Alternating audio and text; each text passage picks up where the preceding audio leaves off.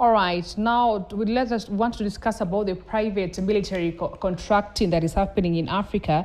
And with me, I'm joined by Onchari Oyeyo, who is a regional expert.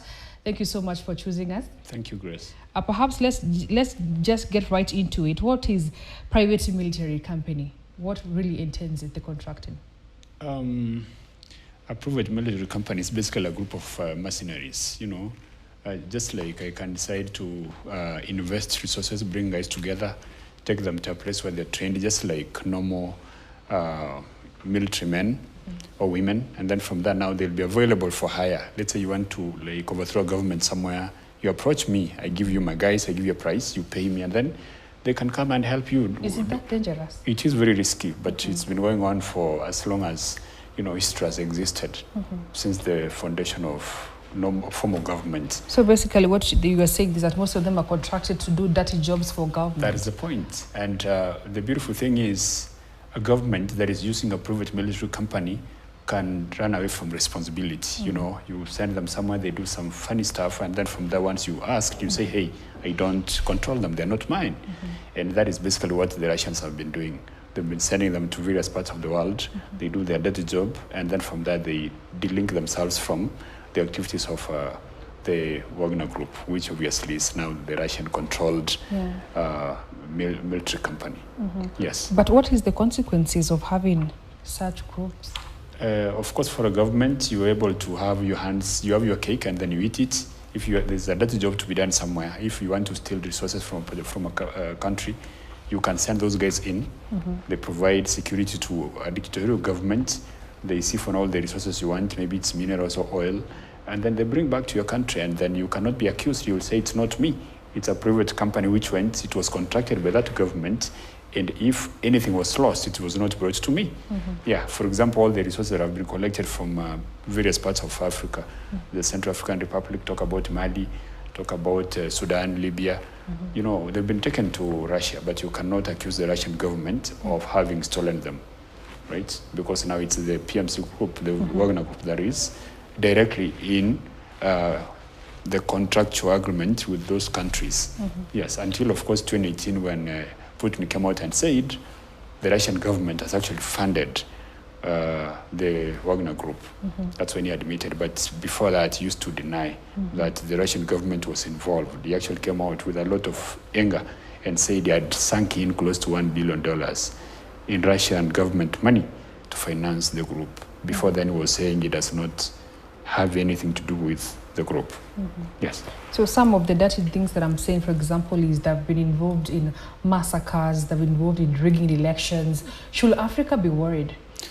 Absolutely, of course. And, when you want to establish an open, transparent, democratic government, you don't need outside groups to come and help you, because citizens always push for the bare minimum, which is transparency in government. So you don't need mercenaries to come and help you entrench yourself. So when you see governments being supported by private military companies, these are governments that do not give rights to their citizens. When you look at CR, you look at Libya, it's full of chaos, full of trouble. So they don't want to operate in an open space where citizens can question their actions. So they have to bring in these guys for protection. So that is not a trend we'd like to see take root in the continent. So it's a risky venture, and of course in places where these guys have been involved, we've not seen anything of value coming out. What we've seen, massacres, like it happened in Mali. We saw the Russians and the military guys, the guys who took over from, in a military coup, executing people. I think it was in March 2022, 300 civilians were executed. You go to Libya, these guys were supporting the group led by Haftar. You go to Sudan, the Russian mercenaries were supporting the guy who is responsible for the atrocities we've seen, bombing of schools, hospitals, killing so many people, women and children.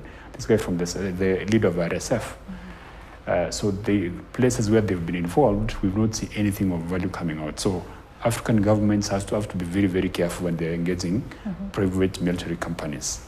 Perhaps someone will want to know the recruitment process, right? Are they recruited from a certain country, or is it different members from any country, and then the Wagner Group is not the only private military company. There's a time when the Rockefellers were actually using mercenaries.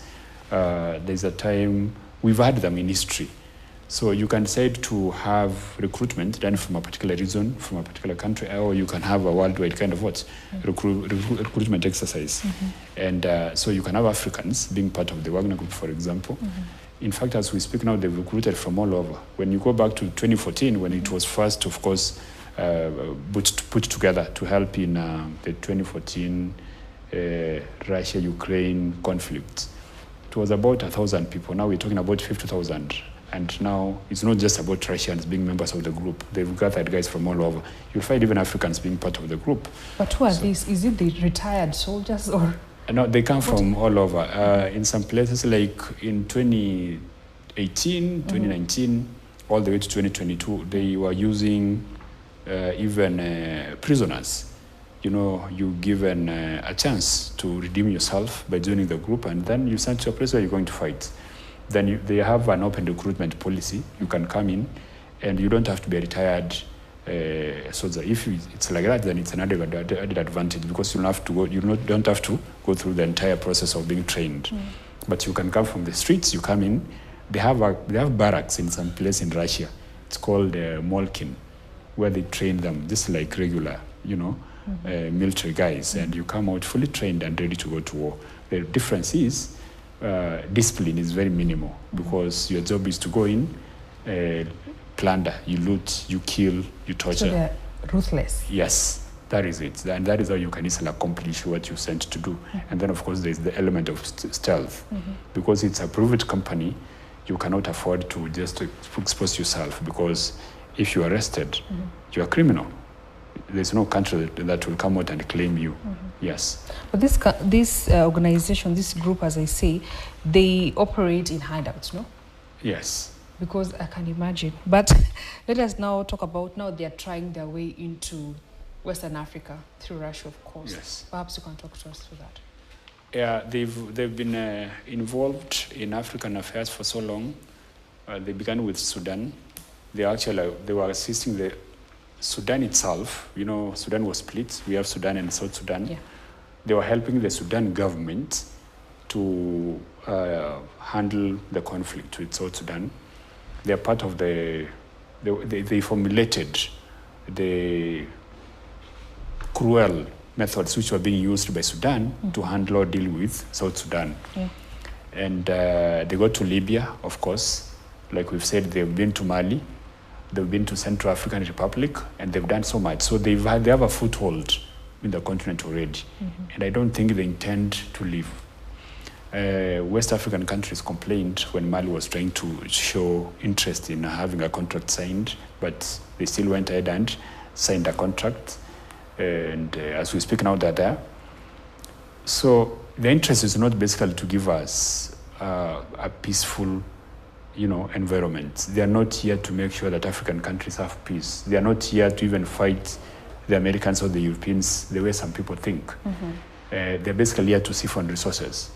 Okay? They don't care whether the peace they claim to be helping achieve is achieved in the long run. No. Once they come in, if it's a mine that is somewhere and it's got lots and lots of gold and diamond, and they find a way it can be siphoned and carried all the way to Russia, they'll do that. They'll take care of the mines like they've done in the Central African Republic. As people keep on dying, they take the minerals where? To Moscow. That is the interest. Just like the Chinese went to South Sudan and actually funded chaos to make sure they were able to take oil from South Sudan to where? To Beijing and Shanghai for the industries. So in the long history of engagement between Africans and the West, it's only the Europeans and the Americans who've had a semblance of care for African countries. They can come in and put in a humanitarian hand. They want to see calm. They want to see peace. The Chinese and the Russians have not demonstrated that. And the results of what they do have open for us to see. Yes. So you're saying that recently they have been used. Let's talk about in African countries, perhaps. Yes. Recently, where have they been used, and what's the impact that we've seen from it? If you look at Mali, for instance, of course, after the military coup, these guys came in and they showed interest. the intention to, Mali was colonized by the French. And as the French were being sent away, the Wagner Group was being welcomed. Of course, neighboring countries came in and said, no, you can't do that. We don't want the group here. That's a mercenary group. But the leaders, the military leaders came in and insisted they wanted to have them there. So the contract was signed. Whatever promise the group had given to the government was delivered on. Some helicopters were delivered. And then in March last year, 2022, there was a public execution of around 300 civilians by a combination of the Mali soldiers and the members of the Wagner Group. So that was evidence that these guys have been actually welcomed and allowed to set foot in Mali. You look at Central African Republic, that's, I think, the best example of their presence in Africa and what they've done. And they gave protection to the president, Faustin Todare. And then they also made sure they had access to the mines in the Central African Republic. The job was to actually have those minerals carried all the way to Moscow. And that was stopped after the leader was killed, of course, back in Russia, Prigozhin. And but they continue to do the same. Their job is to just siphon resources. And it's not like our leaders don't know. They know. Because when you welcome the company, if you want help, if you have a legitimate government and you want to be supported to sustain it, to protect it, maybe from a militia or something, you'll talk to the African Union. They'll come in and help you. A legitimate force will be sent to protect you. And in so many cases where presidents have been deposed or dethroned illegally, like it happened in Mali itself, there were calls from all over. If you don't do this, if you don't bring back the democratically elected president, we'll send in a force. But when you have to bring in a private military company, it means basically what you're doing is what? It's unacceptable. Yeah. So we've seen death, we've seen theft of resources, we've seen, an addition of illegal firearms in all these places where this company has, been allowed to establish itself. The unfortunate thing is the PMC, known as the Wagner Group, is doing all this with the support of the Russian government. Like I told you, Putin came out and said that he has funded the group up to a tune of $1 billion. He admitted it's being funded. It's operating on Russian government money. Now, when you look at what they're doing in African countries, and then you remember the Russian government is funding this, then you question the intention of Russians in Africa. Do they want to see a prosperous and a democratic Africa, or they want to see chaos where they can come in and steal resources? Yeah. Perhaps you can tell us what is the worst that has been had from this group? What's the worst that this group has actually done? I'd say the worst that has happened under the operations of the Wagner Group is not in Africa, it's in Ukraine.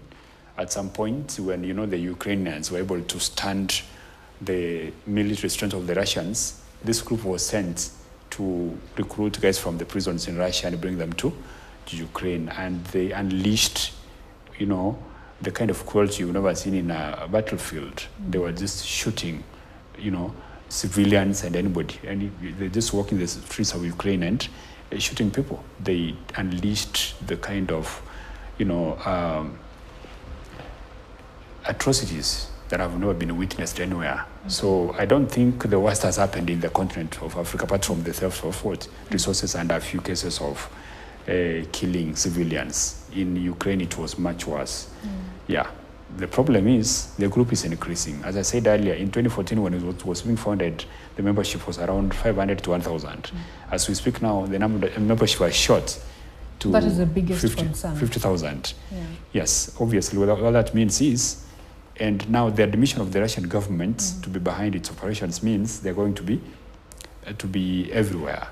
And they formed a unique wing called African Cause, which obviously now legitimizes their presence in African countries. So the moment a dictator somewhere feels like they need support, they'll be making a phone call to Putin, send in the Wagner Group to come and help me. So which will make it very hard for African countries, number one, to protect their resources, number two, to support our process of democracy, because over the last decade, Africa has actually been progressing in terms of democratization. So this kind of group and it just rolls back the gains we've made over the last 10 to 15 years. Yeah. So now it's the duty of African leaders, the ones who admire, love, and embrace democracy, to actually make sure they don't allow their colleagues to bring in this group.